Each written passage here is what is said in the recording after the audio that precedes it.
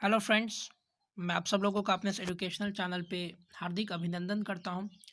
Friends, आज से एक दिन पहले मैंने कम्युनिटी में एक सवाल पूछा था, क्या इस यूट्यूब चैनल पर बीपीएससी के प्रीवियस ईयर क्वेश्चन पेपर को पूरे डिटेल से सॉल्व करा करके अपलोड करवाया जाए। तो आप में से 94% लोगों ने कहा कि यस अपलोड करवाया जाए और 6% लोगों ने कहा कि नहीं अपलोड करवाया जाए। तो जैसा कि आप लोग देख सकते हैं कि यहाँ पर मेजोरिटी ये है कि लोग ये चाहते हैं कि इस चैनल पर बीपीएससी के प्रीवियस ईयर क्वेश्चन पेपर्स को सॉल्व करके आपके सामने रखा जाए पूरे डिटेल के साथ। तो इसी कड़ी में आज हम लोग लेकर के आए हैं 64th बीपीएससी का पूरे हम लोग क्वेश्चंस पर चर्चा करेंगे विथ एक्सप्लेनेशन और समझेंगे कि किस क्वेश्चन का क्या आंसर होगा। वीडियो में आगे बढ़ने से पहले मैं आप लोगों को बता दूं कि 66th और 65th बीपीएससी का ऑलरेडी मैं क्वेश्चन सीरीज करवा चुका हूं, जिसको आप जो है प्लेलिस्ट से जाकर के देख सकते हैं। प्लेलिस्ट आपको मिल जाएगा BPSC previous year question paper के नाम से। तो वहां से जाकर के आप पिछले वर्षों के क्वेश्चंस दे सकते हैं 65th और 66 के। तो आज के इस वीडियो में हम लोग 66 की बात करेंगे, हम लोग पूरे 64th की बात करेंगे। हम लोग पूरे इसको चैप्टर को या पूरे क्वेश्चंस को हम लोग 3 पार्ट्स में डिवाइड करके समझेंगे। एक पार्ट में आपको 1 से 50 तक क्वेश्चंस, उसके बाद 50 टू 100 और 100 टू 150 तक, यानी 3 पार्ट्स में हम लोग इसको समझेंगे। तो आपके बीच लेकर के आ गया हूँ पहला सवाल, जहां पर आप लोग देख सकते हैं पहला सवाल आपका क्या कहता है।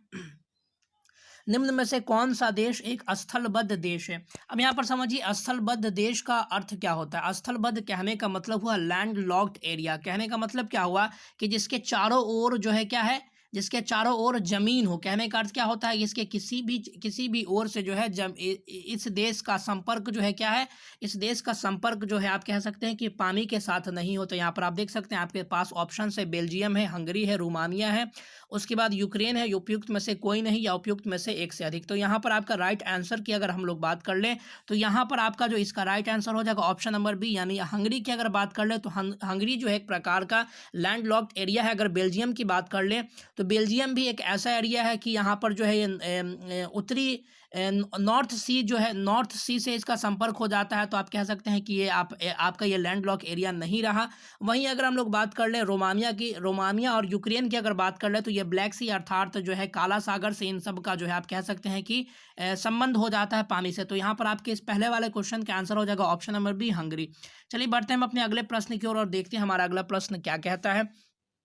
निम्न में से कौन सा द्वीप क्षेत्रफल में सबसे बड़ा है। तो यहाँ पर अगर हम लोग बात कर ले ऑप्शंस की, तो यहाँ पर आपके सामने ऑप्शन है Borneo, great Britain, Madagascar, Sumatra, इनमें से कोई नहीं अथवा उपयुक्त में से एक से अधिक। तो यहाँ पर अगर हम लोग बात कर लें इसके राइट आंसर की, तो यहाँ पर अगर इसका राइट आंसर हो जाएगा ऑप्शन नंबर है बोर्नियो। यहाँ पर अगर इसके लेंथ की बात कर ले, इसके अगर एरिया की बात कर ले तो 7,43,330 किलोमीटर स्क्वायर इसका एरिया है। मैं आप लोगों के सामने लिख देता हूँ, यहाँ से आपसे आपके क्वेश्चन फिर से पूछे जाने की संभावना है। तो यहाँ पर देख लीजिए इतना किलोमीटर स्क्वायर इसका पूरा एरिया है, 7,43,330 किलोमीटर स्क्वायर इसका टोटल एरिया है। अब अगर हम लोग अगले प्रश्न की चर्चा कर ले तो अगला प्रश्न हमारा कहता है क्वेश्चन नंबर 3। तो क्वेश्चन नंबर 3 हम लोग देखते हैं, निम्नलिखित में से किस क्षेत्र में भूमध्य सागरीय जलवायु प्रचलित नहीं है। तो यहाँ पर आपका अगर ऑप्शंस की बात कर ले तो ऑप्शन है मध्य चिली, उसके बाद है केप टाउन, उसके बाद है एडिलेंड, उसके बाद पंपाज है। तो इसके राइट आंसर की बात कर ले तो पंपाज जो है इसका राइट आंसर हो जाएगा, यानी ऑप्शन नंबर डी जो है आपका यहाँ पर जो है आप कह सकते हैं कि इसका राइट आंसर हो जाएगा। बाकी जितने भी यहाँ पर ऑप्शंस दिए गए हैं, अगर मध्य चिली की बात कर ले, केप टाउन की बात कर ले या एडिलेंड की बात कर ले, तो इन सब में आप कह सकते हैं कि भूमध्य सागरीय जलवायु यहाँ पर अवेलेबल है। यह ज्योग्राफी का क्वेश्चन था। उसके बाद देखिए अगला क्वेश्चन आपका क्या कहता है, चौथा नंबर, द कंट्री, वह देश जो कि विश्व में रेशम का सबसे बड़ा उत्पादक है। तो यहाँ पर आपके सामने ऑप्शन से भारत है, चीन है, उसके बाद ब्राजील है, जापान है। तो यहाँ पर अगर विश्व में सबसे अधिक जो है आप कह सकते हैं रेशम की अगर बात कर ले तो रेशम उत्पादन में सबसे अधिक जो आपका राइट आंसर हो जाएगा ऑप्शन नंबर बी, चाइना जो है अभी वर्तमान समय में रेशम उत्पादन में सबसे ज़्यादा जो है आप कह सकते हैं कि सबसे अधिक योगदान है। अगर सबसे मेजर प्रोड्यूसर की बात कर रहे तो 54 यानी 54% से लेकर के 60% तक जो है आपके रेशम का उत्पादन चाइना में होता है, और भारत में मात्र 14% जो है आप कह सकते हैं कि रेशम का उत्पादन होता है। तो यहाँ पर आपका इसका राइट आंसर हो जाएगा ऑप्शन नंबर बी, चीन।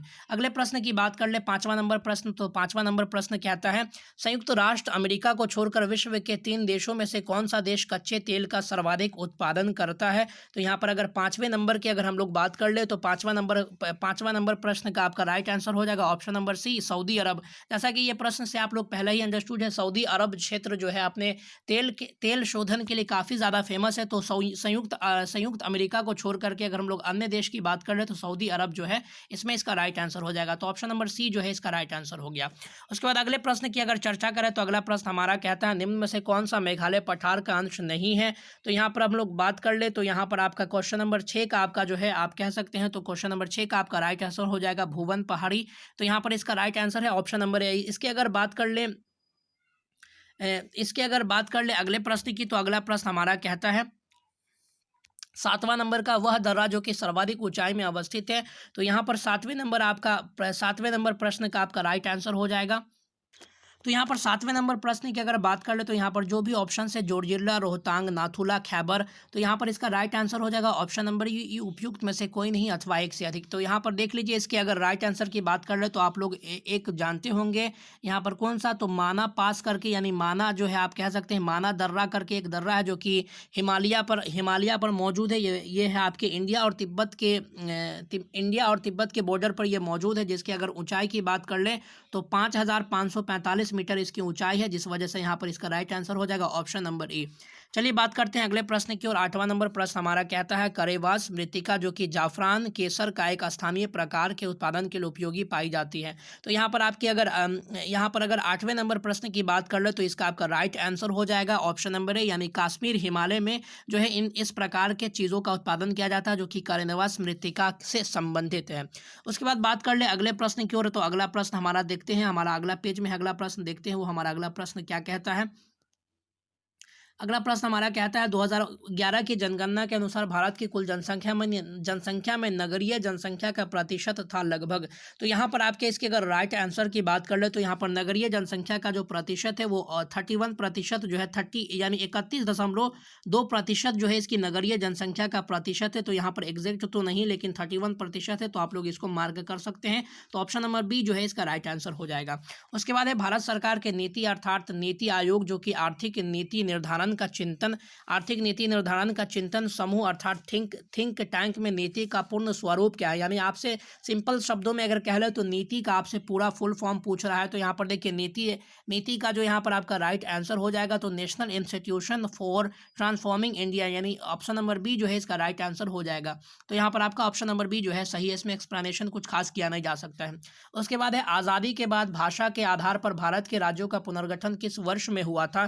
तो यहाँ पर देखिए ये सवाल भी आपसे कई बार पूछा गया है कि भाषा के आधार पर बनने वाला प्रथम राज्य कौन है। तो इसका आंसर आप लोग हमारे कमेंट बॉक्स में जरूर लिखें, देखते हैं आप लोगों का प्रिपरेशन कैसा है। 11वें नंबर प्रश्न की बात कर लो तो यहाँ पर जो 11वां नंबर प्रश्न है उसका राइट आंसर हो जाएगा 1956 ईस्वी में जो है भाषा के आधार पर पहला जो राज्य बना था 1956 जो है इसका राइट आंसर हो जाएगा। अगले प्रश्नों की ओर बढ़े तो अगला प्रश्न हमारा कहता है भारत के निम्न राज्यों में से किसी चीनी का कटोरा कहा जाता है। तो यहाँ पर उत्तर प्रदेश, महाराष्ट्र, बिहार और हरियाणा यहाँ पर आपके ऑप्शन है। तो यहाँ पर आपका अगर इसके राइट आंसर की बात कर ले तो उत्तर प्रदेश यानी ऑप्शन नंबर ए जो है इसका राइट आंसर हो जाएगा। इसके अगर कुल प्रोडक्शन की बात कर ले तो 87.5 लाख टन में जो है इसका उत्पादन होता है, इसलिए भारत का जो आप कह सकते हैं कि ये उत्तर प्रदेश राज्य जो है वो चीनी के कटोरा के नाम से भी जाना जाता है। अगले प्रश्नों की अगर चर्चा करें, ये डेटा मैं आप लोगों को बता रहा हूँ, ये 2017 का डेटा है, उसके हिसाब से मैं आपको बता रहा हूँ। उसके बाद अगले प्रश्न की अगर बात कर ले तो अगला प्रश्न आपका कहता है 13वें नंबर का निम्न खनिजों में से किस खनिज के उत्पादन में भारत विश्व में अग्रणी है। तो यहाँ पर आप देख लीजिए आपके सामने जो ऑप्शन है वहाँ पर आप लोग देख लीजिए। तो इसका आपका राइट आंसर हो जाएगा चादरी अभ्रक जो है इसका राइट आंसर हो जाएगा। जहाँ पर पूरे वर्ल्ड की अगर प्रोडक्शन की बात करें तो पूरे वर्ल्ड के प्रोडक्शन का 60% प्रोडक्शन जो है अपने इंडिया में ही होता है। अगले प्रश्न की देखें तो अगला प्रश्न हमारा कहता है एक भारतीय राज्य के रूप में बिहार बना है। तो यहाँ पर देख लीजिए आपसे ये सवाल बहुत ज़्यादा महत्वपूर्ण है, मैंने इसको कम्युनिटी में भी कई बार पूछा है। तो यहाँ पर अगर इसकी बात कर ले तो इसका राइट आंसर हो जाएगा 1912 ईस्वी में ये जो है सो बनकर के मुख्य रूप से एक भारतीय राज्य के रूप में इसका वजूद हुआ था बिहार का 1912 ईस्वी में। और ये मुख्य रूप से बना कब था 22 मार्च आप कह सकते हैं 22 मार्च 1912 ईस्वी को इसकी घोषणा कर दी गई थी, जिस वजह से हम लोग 22 मार्च को जो है बिहार दिवस मनाते आ रहे हैं। अगले प्रश्नों की ओर बढ़े, देखते हैं हमारा अगला प्रश्न तो 15वें नंबर प्रश्न की अगर बात कर ले तो बिहार के निम्न हिस्सों में से कौन सा हिस्सा भूतात्विक दृष्टि से अपेक्षाकृत पुराना है? तो यहाँ पर आपका इसका राइट आंसर हो जाएगा ऑप्शन नंबर ए, यानी रोहतास का जो पठार है वो सबसे ज़्यादा पुराना है। यहाँ से रोहतास के पठार की आपसे लेंथ या उसकी ब्रेथ के बारे में भी पूछा जा सकता है, तो इसके लेंथ को आप लोगों को याद रखना, 483 किलोमीटर इसका लेंथ है। और इसके अगर ब्रेथ की बात कर ले तो इसका ब्रेथ जो है आपका 80 किलोमीटर इसका ब्रेथ है। तो यहाँ से भी आपके एग्जाम में क्वेश्चन पूछे जा सकते हैं। अगले प्रश्न की अगर बढ़े तो अगला प्रश्न हमारा कहता है जुलाई 2018 तक पटना जिला बिहार के कितने जिलों से सीमाबद्ध था? यानी ये आप कह सकते हैं कि 16वें नंबर का जो आपका प्रश्न हो जाएगा वो आपका राइट आंसर हो जाएगा ऑप्शन नंबर सी।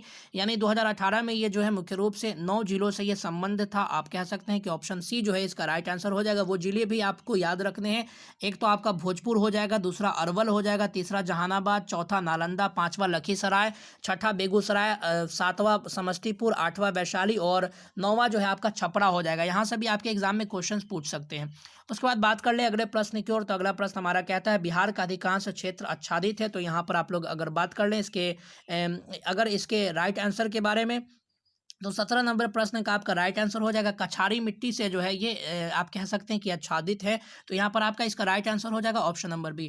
उसके बाद अगले प्रश्न की अगर बात कर ले, अगला प्रश्न हमारा क्या कहता है 18वें नंबर का, तो भारत के राज्यों में से निम्नतम साक्षरता 2011 की दृष्टि से बिहार का स्थान है। तो बिहार में अगर निम्नतम साक्षरता की बात कर ले, यानी आपको लोएस्ट से पूछा जा रहा है, तो यहाँ 2011 के जनगणना के अनुसार तो 18वें नंबर की अगर बात कर ले तो बिहार राज्य जो है साक्षरता के अनुसार सबसे निचले पैदान पर आता है, यानी ये सबसे नीचे आता है। तो इसका राइट आंसर हो जाएगा अगर देखिए प्रश्न जो है आपसे थोड़ा सा उल्टा करके पूछा गया, यहाँ पर निम्नतम साक्षरता करके पूछा रहा। आप ये मत समझ लीजिएगा कि साक्षरता में कौन उत्तम है, यहाँ पर निम्नतम यानी सबसे कम साक्षरता दर में किस राज्य का नाम आता है। तो यहाँ पर आपका राइट आंसर हो जाएगा बिहार, यानी प्रथम जो है इसके प्रथम स्थान पर आता है ऑप्शन नंबर ए। उसके बाद अगले प्रश्न की बात कर ले तो अगला प्रश्न कहता है भारत के राज्यों में से जूट उत्पादन की दृष्टि से बिहार का स्थान कौन सा है? तो यहाँ पर आपके 19 की अगर बात कर ले तो 19 में जो है आपका इसका राइट आंसर हो जाएगा पूरे भारत में अगर जूट उत्पादन में बात कर ले तो बिहार का स्थान जो है वो द्वितीय है।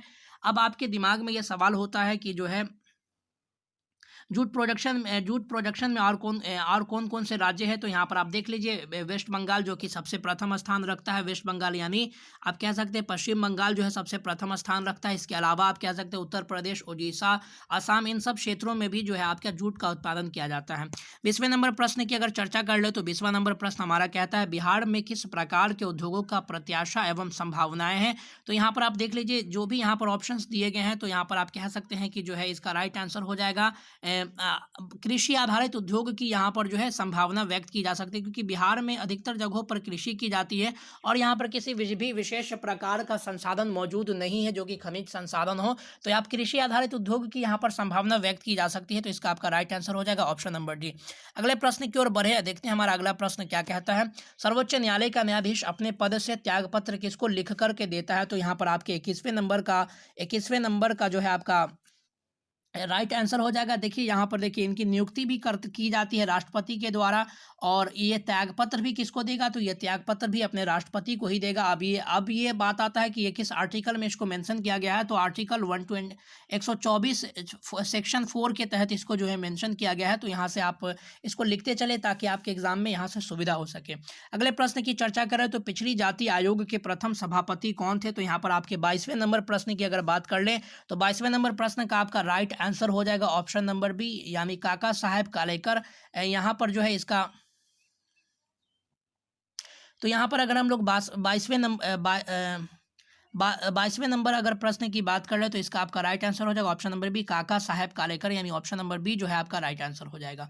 23वें नंबर प्रश्न की अगर बात कर ले तो यहाँ पर है इस राज्य लोक सेवा आयोग का अध्यक्ष किसके द्वारा नियुक्त किया जाता है? तो यहाँ पर आपके सामने जो ऑप्शन है, तो यहाँ पर देख लीजिए जो है स्टेट पब्लिक सर्विस कमीशन के जो है ये इसको मुख्य रूप से आर्टिकल 316 यानी 316 के तहत इसको मेंशन किया गया है, जो कि आप कह सकते हैं कि ये जो अपॉइंट किया जाता है वो गवर्नर के द्वारा इनको क्या किया जाता है, नियुक्ति की जाती है, यानी गवर्नर जो है इनको नियुक्त करता है। अब यहाँ पर अगले प्रश्न की अगर हम लोग चर्चा कर ले 24वें नंबर प्रश्न की, तो लोकसभा का सदस्य चुने जाने के लिए एक व्यक्ति की किस आयु से कम कम का नहीं होना चाहिए। ये काफ़ी आसान सा प्रश्न है, 25 वर्ष की आयु से कम का नहीं होना चाहिए व्यक्ति के। तो यहाँ पर अगर इसकी भी जानकारी हमको कहाँ मिलती है, तो आर्टिकल 84 बी के तहत हमको जो है इसकी जानकारी मिलती है। 84 बी के तहत हमको इसकी जानकारी मिलती है। आपको आर्टिकल्स भी लिखते चले जाना है, यहाँ से भी आपके एग्जाम में क्वेश्चंस पूछे जाते हैं। 25वें नंबर प्रश्न की अगर हम लोग चर्चा करें, तो 25वां नंबर प्रश्न कहता है किसी राज्य का राज्यपाल नियुक्त किया जाता है। तो यहाँ पर आपके सामने है प्रधानमंत्री द्वारा, भारत के मुख्य न्यायाधीश द्वारा, उसके बाद है राष्ट्रपति द्वारा। तो यहाँ पर अगर इसके 25वें नंबर की अगर हम लोग बात कर ले, तो यहाँ पर इसकी जो राइट आंसर हो जाएगा वो है आपका राष्ट्रपति के द्वारा। और जो आपका गवर्नर जो होता है वो राष्ट्रपति का रिप्रेजेंटेटिव होता है हर एक स्टेट में। तो यहाँ पर इसका राइट आंसर हो जाएगा राष्ट्रपति। तो फ्रेंड्स, इस वीडियो को यहीं पर हम लोग विराम देते हैं। तो इसके जो भी सेक्शंस बच गए हैं उसको मैं अगले वीडियो में सेकंड पार्ट में मैं लेकर के आने वाला हूँ। 3 या 4 पार्ट में मैं इस पूरे इसको जो है कंप्लीट करवाने वाला हूँ। तो अगर आप लोग चाहते हैं, आप लोगों को अगर अच्छा लग रहा है ये मेरे पढ़ाने का तरीका, तो आप लोग जो है हमारे चैनल से जुड़े रह सकते हैं और इस वीडियो को लाइक करके अपने दोस्तों के साथ शेयर कर सकते हैं। तो फ्रेंड्स, मिलते हैं अगले वीडियो में, तब तक के लिए धन्यवाद। God bless you.